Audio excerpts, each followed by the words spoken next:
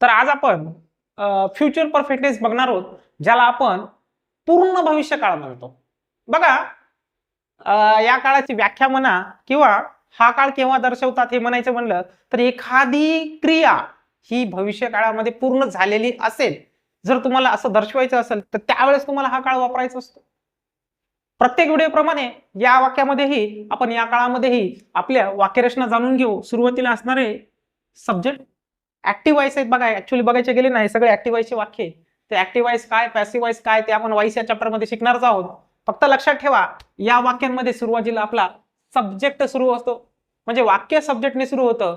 ठीक आहे. मग यानंतर आपला काळ आहे फ्युचर परफेक्ट टेन्स. या ठिकाणी तुमचे असणारे जे हेल्पिंग वर्ब आहेत ते आहेत शॅल हॅव किंवा विल हॅव.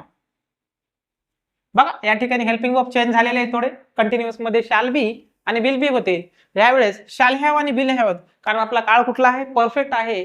त्यानंतर कुठलाही परफेक्ट टेन्स असू द्या, मी तुम्हाला दरवेळेस सांगतोय की त्यामध्ये मुख्य क्रियापदाचं तिसरं रूप असणार आहे. मित्रांनो, मुख्य क्रियापदांचं तिसरं रूप शेवटीला ऑब्जेक्ट असणार आहे. फक्त तुमचा काळ कसा ओळखला जातो तर तुमच्या सहाय्यकारी क्रियापदामुळे. बघा, नावच सहाय्यकारी येते, मदत करतात. मदत करणारे अतिशय महत्वाचे असतात, लक्षात ठेवा आयुष्यामध्ये. तर शॅल हॅव किंवा विल हॅव प्लस V3 ही रचना तुम्हाला लक्षात ठेवायची. सेम आहे, फक्त आय आणि वी सोबत शॅल हॅव लावून टाका, बाकी प्रत्येक सोबत विल हॅव लावायचं आणि V3 ठेवायचं. लक्षात ठेवायचं मुख्य क्रियापदाचं तिसरं रूप. आपण काही वाक्य बघू म्हणजे तुमच्या लक्षात येईल. ठीक आहे. बघा, या ठिकाणी परत एक नवीन सब्जेक्ट घेण्याचा प्रयत्न करू आपण. कोण करू? मिस्टर खोटे. कोण? मिस्टर खोटे विल हॅव. मिस्टर खोटे will have asked a question. ठीक आहे. एक वाक्य आहे ज्याचा अर्थ असा होतो की मिस्टर खोटेंनी प्रश्न विचारलेला असेल. ओके. आता या ठिकाणी आपण जर वाक्याचा विचार केला आपल्या काळ ओळखण्यासाठी, तर हा आपला सब्जेक्ट आहे. सब्जेक्ट कोणी असू द्या, 2 मिनिटं जर सब्जेक्टला विसरलो आपण तर तुम्हाला विल हॅव प्लस V3 ही जर रचना तुमच्या लक्षात आली तर तुम्ही डोळे झाकून सांगू शकता कुठला काळ आहे हा. हा काळ आहे फ्युचर परफेक्ट टेन्स. ठीक आहे. परत एकदा सांगतो मी, आणखीन एक वाक्य तुम्हाला करून दाखवतो, बघू आपण. आवर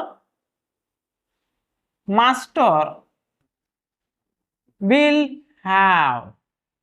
आवर master will have arrange arrange a trip.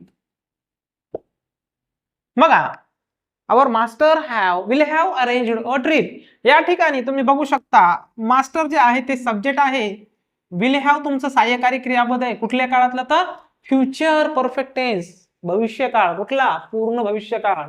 या फ्युचर परफेक्ट टेन्सचे शॅल हॅव किंवा विल हॅव हे हेल्पिंग वर्ब आहेत. सोबत सगळ्यात महत्वाचा जो तुमचा घटक आहे तो मुख्य क्रियापद आहे. मुख्य क्रियापदाचं तिसरं रूप आहे. अतिशय दोनच गोष्टी लक्षात ठेवा. हेल्पिंग वर्ब, योग्य ते हेल्पिंग वर्ब, काळाचा फॉर्म, मुख्य क्रिया म्हणजे आपल्या कर्त्याचा फॉर्म, सॉरी क्रियापदाचा फॉर्म.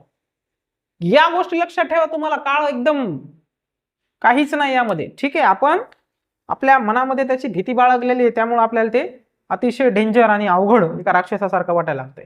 तिसरा काळ बघू आपण, आणखीन तिसरं वाक्य बघू. ही नंतर सुद्धा कोण येणार बरं? Will have. He will have.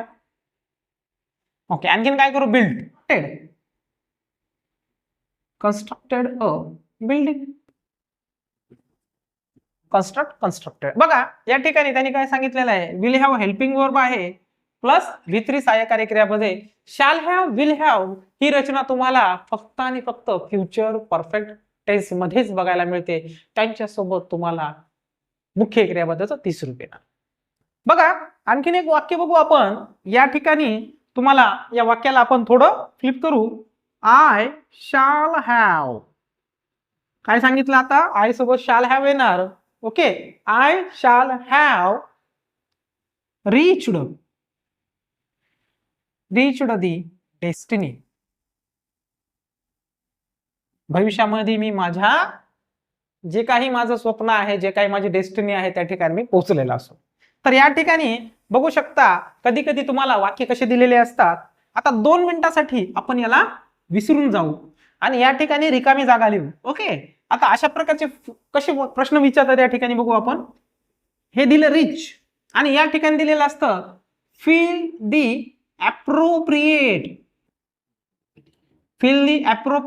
Form of verb. हे मी तुम्हाला नंतर घेणारच आहे प्रॅक्टिस. ठीक आहे, स्पेशल एक आपण व्हिडिओज त्यावरती बनवणार आहे. आता या ठिकाणी तुम्ही म्हणता सर रिच तुम्हाला कसं कळणार आहे, नेमकं ऍक्युरेट कसं कळणार आहे. आता सध्याला आपण काळ कळलं म्हणून 2 मिनिटांमध्ये लक्षात येईल. खूप सारे वाक्य जेव्हा आपण कंबाईन घेऊ प्रत्येक काळाचे त्यावेळेस मग आपल्याला ते थोडं किचकट वाढायला लागतं नवीन नवीन. बघा या ठिकाणी तुम्हाला रिचचा ऍप्रोप्रिएट फॉर्म घ्यायचा आहे. ऑब्जेक्टून काही देणं घेणं नाही. आपला ऑब्जेक्ट किती मोठा असू द्या किती छोटा असू द्या, पण त्याच्या अलीकड जे सहाय्यकारी क्रियापद असतं या ठिकाणी शॅल हॅव आहे आणि डोळे झाकून थोडासा विचार करायचं. शॅल हॅव हे सहाय्यकारी क्रियापद कुठल्या काळामध्ये येतं तर ते फ्युचर परफेक्ट टेन्स मध्ये येतं. मग फ्युचर परफेक्ट टेन्स मध्ये मुख्य क्रियापदाचा काळ कोणता असतो तर तो असतो V3. मग या रिचचे येणार रिच्ड. हा असतो fill the appropriate form of verb. हे पण आपल्याला शिकायचं टेन्स मध्ये. पण पहिल्यांदा आपण सगळे टेन्सचे वाक्य होऊ देऊया, सोपी सोपी रचना करून मग सोप्याकडून अवघडकडे जाऊ. ठीक आहे, आलं लक्षात. एक आणखीन एक वाक्य बघू आपण. ठीक आहे, we will have passed the exam. आपण काय केलं असेल बरं, एक्झाम पास केली असेल, अभ्यास केला असेल तर. मग या ठिकाणी काय सांगितलेलं आहे, परत तुमचं विल हॅव हे सहाय्यकारी क्रियापद आणि पास्ड हे मुख्य क्रियापदाचं तिसरं रूप. ह्या 2 गोष्टी तुमच्या लक्षात असल्या तर तुम्हाला तुमचा काळ ओळखायला खूपच सोपा जातो. मजेशीर एक गोष्ट बघा, यालाच थोडंसं फिरवून विचारू आपण. समजा मी तुम्हाला या ठिकाणी काय केलं, मी या ठिकाणी तुम्हाला इथं स्पेस दिला. ठीक आहे, काय केलं, we dash dash passed the exam आणि इथं सांगितलं fill the appropriate verb form. ठीक आहे, आता वर्ब म्हणजे हेल्पिंग वर्ब, सहाय्यकारी क्रियापद आहे. या ठिकाणी तुम्हाला पास्ट V3 दिसायले. ठीक आहे, तुम्ही असं डोक्यात आणू नका सर हा सिंपल पास्ट असेल का. नाही, सिंपल पास्ट असतं त्या ठिकाणी सहाय्यकारी क्रियापद आलंच नसतं. मग या ठिकाणी हा काळ कुठला असणार आहे, कारण पास्ट आणि पास्ट दोन्ही पण त्याचे फॉर्म सारखेच आहेत. ओके, मग या ठिकाणी आणि विल हॅव ही सहाय्यकारी क्रियापद यायला लागतात. लक्षात ठेवा, तुम्हाला एकतर काय करतील, मुख्य क्रियापदाचं रूप देणार नाहीत, सहाय्यकारी क्रियापद देतील. मुख्य क्रियापदाचं रूप देतील, सहाय्यकारी क्रियापद देणार नाहीत आणि fill the appropriate form of verb असा प्रश्न देतील. त्यावर तुम्हाला या रचना लक्षात आल्या पाहिजे.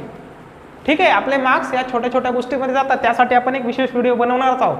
ठीक आहे, अपेक्षा करतो हा काळ तुम्हाला समजला असेल. अभ्यास चालू ठेवा, नक्की प्रॅक्टिस करत